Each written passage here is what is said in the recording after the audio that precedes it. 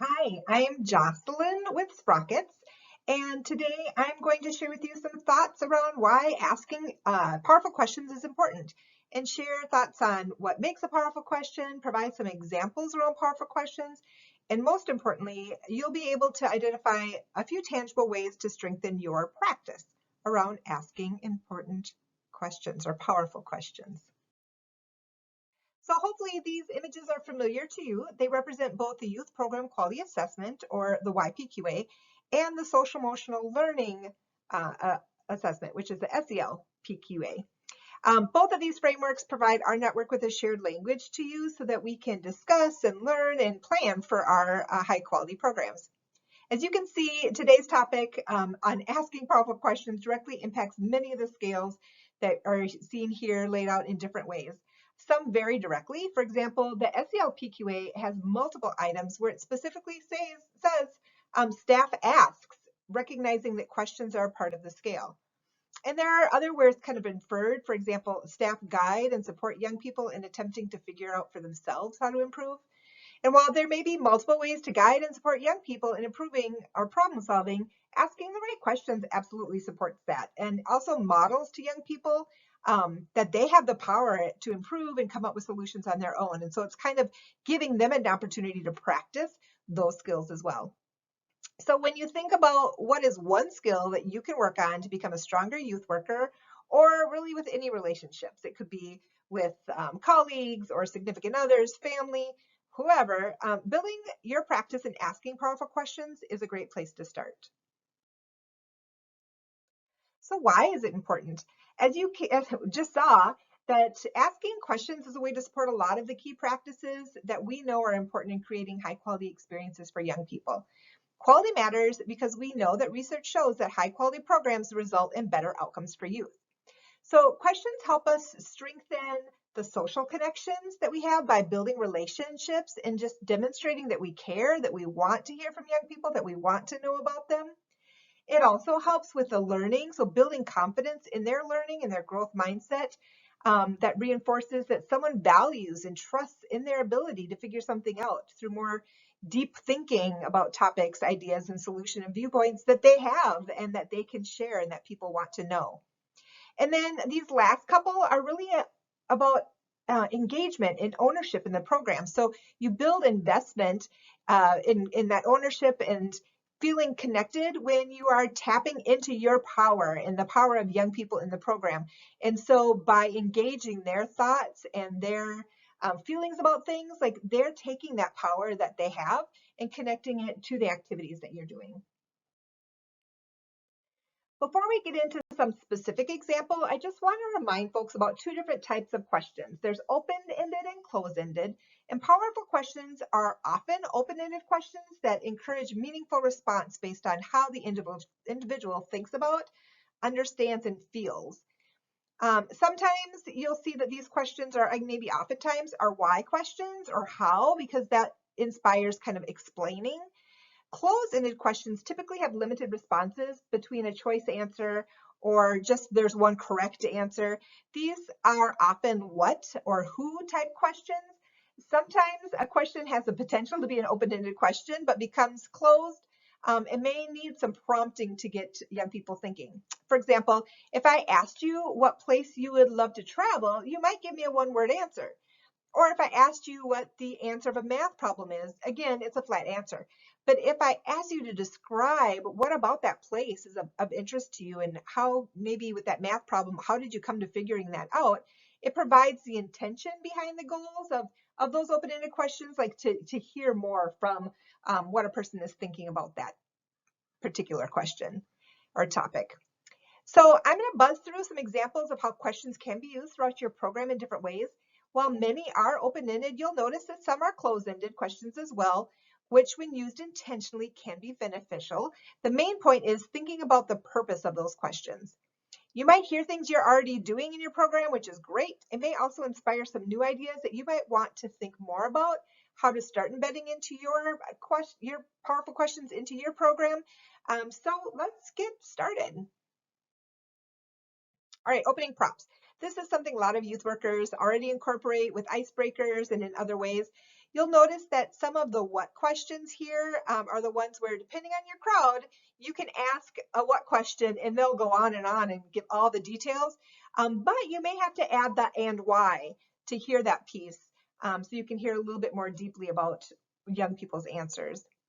For example, I might share that my favorite childhood toy was a giant stuffed bear named Teddy Bear to be exact, and I could leave it at that. But if you wanted to know why, I would add that my grandmother, who lived in Georgia, gave me that bear as a Christmas gift when I was young. I was little and it was big, and so I just thought it was the most amazing thing ever. Had it on my bed for years. It was a constant memory, even as a teenager, of my grandmother. So you get to learn a little bit more than just the answer about the bear. You get to learn a little bit more about me. Maybe you have ties to Georgia as well, or find out, how is it that I came to Minnesota? Or you might make some connections around family that we can have some conversations around. What did I learn from my grandmother? What things do I remember about her? Like those questions that when you're getting to know somebody helps just to get a better understanding and start to build those relationships. And it also helps to get to know a young person and value their sense of humor or their self or their interests. Always just a really great question. Another great time to ask questions is before an activity. It could be either an activity that young people are familiar with, or it could be introducing something new. Just a reminder, just because you have done that before, you may have young people that haven't. Maybe they're new to your program or have maybe done it in a different place. So this could be applied to any type of activity. It could be a field trip, kickball, sports practice, STEM activities, craft projects, project-based learning, really anything that you do with your program. Before you start, asking some questions can be really helpful. So when doing an activity that's familiar, it's easy to want to just start and jump in because they already know the routine. But when you take a few minutes to ask some powerful questions, you can help the group remember some important aspects of the activity. For example, if I'm working with young people in an open craft room, doing perler beads or fuse beads, I may ask questions like, when we've done this before, what do you remember that made it challenging or what made it fun? There are times in this activity when the beads come off the base. What can we do to support each other when that happens? Because that can be pretty frustrating. Or maybe you've had a discussion about skills that you want to work on in the program. So if you've been talking about some like those emotional skills, like how you've been listening to your body. So you could ask, we've been talking about listening to our bodies and what we need. So how will you know what your body needs during this activity? So for an activity that is really like sit down, in place, the beads, if you're a young person that needs to move around, that might be like, oh yeah, this is what my body would feel like, and here's what I can do so I can come back and focus on the activity. Or it could be about folks who like to do the breathing and using that as a way to practice it. So just having conversation about those different skills that you're looking to embed into your program, like a great way is to have those conversations about it. When you are introducing a new activity, it might be new to your program, but it's not necessarily new to the young people. So they may have played it somewhere else before. So it's a great opportunity to have some questions about what do people know about this game? Find out who your young leaders are who can help. It also helps clarify what maybe some of the rules are. So for example, with kickball, are you stealing bases? What does that mean? Or what are fouls? How does it operate? So being able to hear different people's perspectives and then together say, okay, here's how we're going to do it is a great way to kind of set that foundation. Also, when you're starting something new, to ask the question like, what has it felt like in the past when you've done something brand new? Is it exciting? Are you nervous? And then having conversations about how does it feel to do something new and how you can support each other through that. All right, so during an activity is also a great time to ask questions, especially if young people are struggling, or maybe just to check in to see how things are going. Are things too easy or maybe not easy enough? And then depending on the activity, this might be staff walking around the room and checking in on the progress of individuals, or if it's a large group activity, it might be like, let's pause for a minute and come together and check in as a whole group. This could be about teams checking in on their strategy or identifying where those challenges are and how maybe they can overcome them. Back to that perler bead example, you might say to young people, I saw you decided to scrap that one and start a new one. What changed your mind? Gives you a chance to hear kind of what they're thinking about. What are they going to do differently this time? And maybe it's like, what are some ideas to keep the platform from moving so your beads don't fall off as easily? So again, asking and having them help to think about problem solving versus having us just telling them the answer. So thinking about during the activity, how can you continue to get a sense about what young people are thinking and hear from them, or having them hear from each other, is a great thing to consider. After icebreakers, reflection is the other common place that we see powerful questions. These questions help make meaning of an activity and connecting the experience to what they learned. Skills they grew, maybe evaluating how it went and planning for how it might be in the future. These questions aren't always for the end of the day, but really at the end of any activity throughout your program. We have a whole other video on reflection questions as well, so you can check that out. But reflection is amazing for team activities, to debrief as a group, but even with the Perler bead example, asking a young person or a group of young people, how does it feel to have created your own Perler coasters? Or what skills helped you get them done?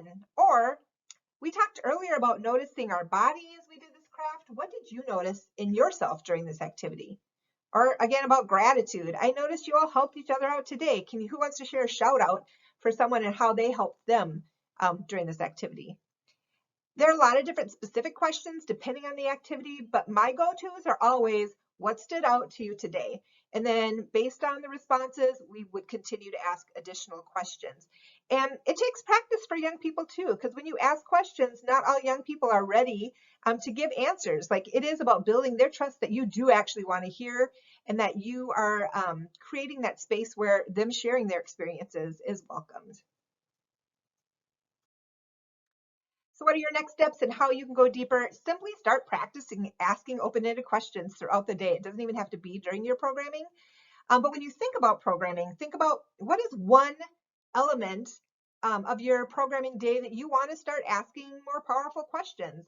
And then just thinking about like how to do that intentionally, maybe setting some goals around that. And then the other thing is just learn more about it. If you're interested in coaching or supporting others, there's a lot of really good information about powerful questions out there. So you can do an internet search using keywords I've used before, powerful questions or powerful questions for learning, and then you'll get into that. So I've included a link to a couple resources, but this is one that I really appreciated. And I like this example because it categorized it based on like what the intention is. So is it around kind of like evaluation on how something went, or is it about future planning? Or is it about anticipating something new? So these are geared towards adults, but it's a great resource not only for your team, or maybe if there are adults that you're supporting, but also adapting for your programming with young people. So start asking some good questions and hearing some great answers from your young people.